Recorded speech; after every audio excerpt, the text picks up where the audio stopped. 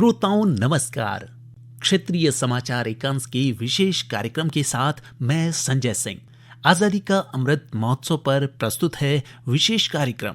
लेकिन पहले ये संदेश। देश ने कोविड टीकाकरण अभियान के अंतर्गत 120 करोड़ से अधिक टीके लगाने का लक्ष्य हासिल कर इतिहास रच दिया है। इस महत्वपूर्ण कार्य में योगदान करने वाले चिकित्सकों, नर्सों और अन्य स्वास्थ्य कर्मियों का आकाशवाणी अभिनंदन करता है। इसके साथ ही हम आपको सतर्क भी करना चाहते हैं कि कोविड अभी समाप्त नहीं हुआ है। आप सभी से हमारी अपील है कि यथाशीघ्र दोनों टीके लगवाएं और अन्य लोगों को भी टीके लगवाने के लिए प्रेरित करें। कृपया इन 3 आसान उपायों का पालन अवश्य करें।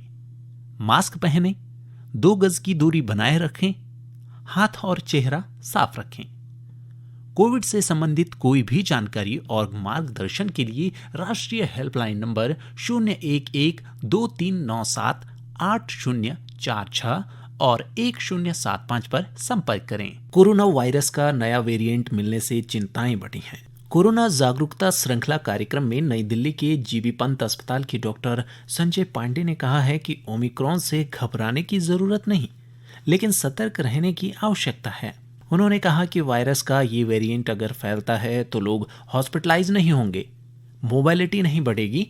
इसमें एक रे ऑफ होप है, लेकिन हमें सतर्क भी रहना है। साथ ही उन्होंने संदेश दिया है कि हम ये ना भूलें कि मास्क नहीं लगाना, हम ये ना भूलें कि हमें सोशल डिस्टेंसिंग नहीं करनी है। ओमिक्रॉन का डेटा अभी बहुत ही लिमिटेड है। ये ओटीओ पेशेंट को माइल्ड इन्फेक्शन, हल्का फीवर, गले में खराश की समस्या पैदा कर सकता है। उन्होंने बताया कि WHO का डेटा है कि 50 से ज्यादा कोविड रिपोर्टेड हैं। देश में कोविड टीकाकरण मंगलवार को 129 करोड़ 46 लाख को पार कर गया।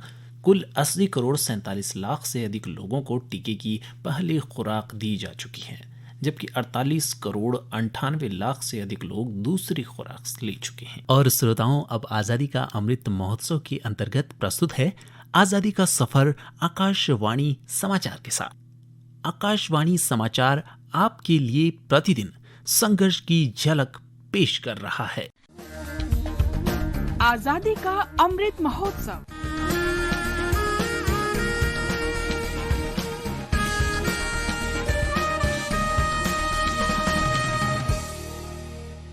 आजादी का सफर आकाशवाणी के साथ। एक राष्ट्र का जन्म। भारत का गौरवशाली स्वतंत्रता संग्राम आधुनिक विश्व के अब तक के सबसे बड़े संघर्षों में से एक है। आकाशवाणी समाचार आपके लिए प्रतिदिन इस संग्राम की एक झलक लेकर आता है।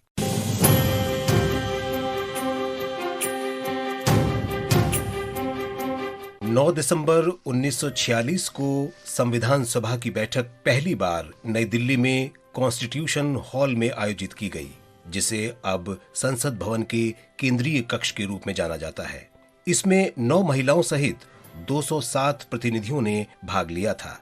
आचार्य कृपलानी ने दिन में 11 बजे सभा के अस्थायी अध्यक्ष डॉक्टर सच्चिदानंद सिन्हा के परिचय के साथ उद्घाटन सत्र की शुरुआत की। डॉक्टर सिन्हा ने विभिन्न देशों से प्राप्त सद्भावना संदेश पढ़े। उद्घाटन भाषण और उपसभापति के नामांकन के बाद सदस्यों से औपचारिक रूप से अपना परिचय पत्र प्रस्तुत करने का अनुरोध किया गया। पहले दिन की कार्यवाही सभी उपस्थित 207 सदस्यों द्वारा अपना परिचय पत्र प्रस्तुत करने और रजिस्टर पर हस्ताक्षर करने के बाद समाप्त हुई।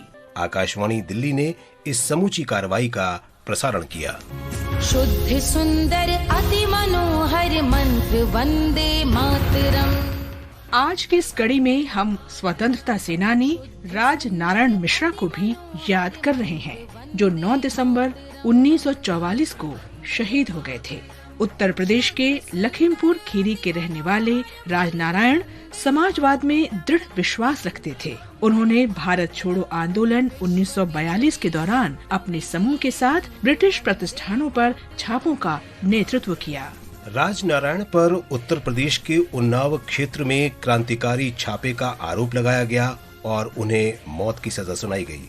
9 दिसंबर 1944 को लखनऊ सेंट्रल जेल में वे इनकलाब जिंदाबाद का नारा लगाते हुए फांसी पर चढ़ गए।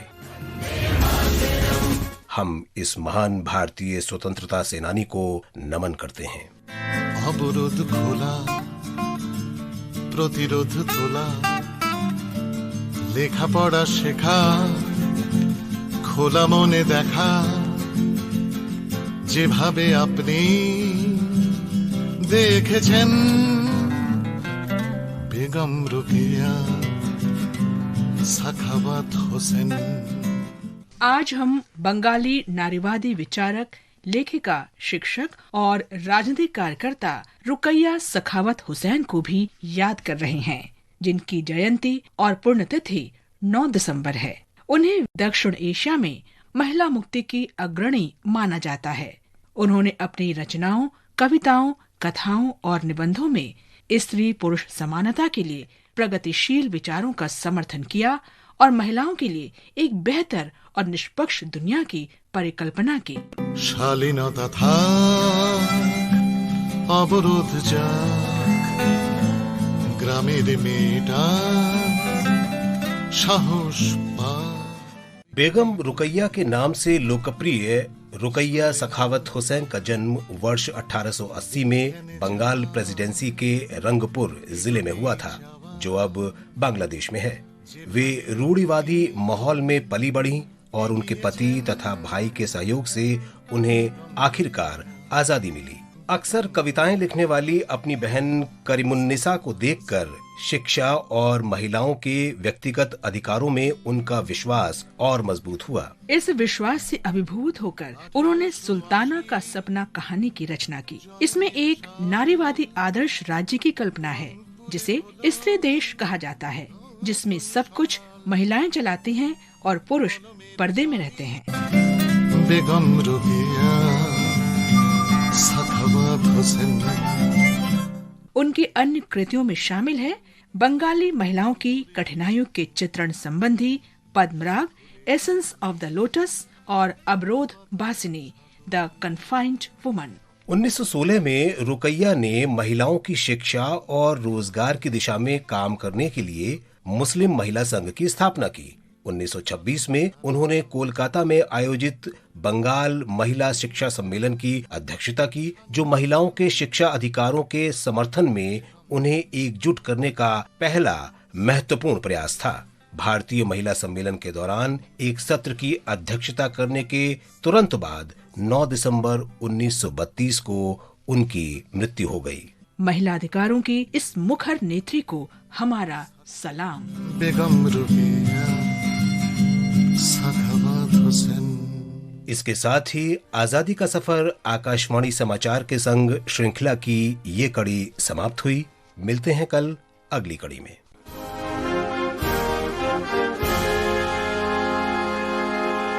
तो श्रोताओं, आजादी का अमृत महोत्सव के अंतर्गत इस विशेष कार्यक्रम में आज इतना ही। और श्रोताओं, जैसा कि विश्व स्वास्थ्य संगठन ने नए कोरोना वायरस की अधिक संक्रामक होने की बात कही है, तो हमें अभी भी सतर्क रहना होगा और 3 आसान उपायों का पालन अवश्य करना होगा, जैसे कि मास्क पहनना, 2 गज की दूरी बनाए रखना और हाथ और चेहरा साफ रखना। और इन आसान उपायों से हम खुद को और अपने परिवार को सुरक्षित रख सकते हैं। आप अपना ख्याल रखें और मुझे दीजिए इजाजत।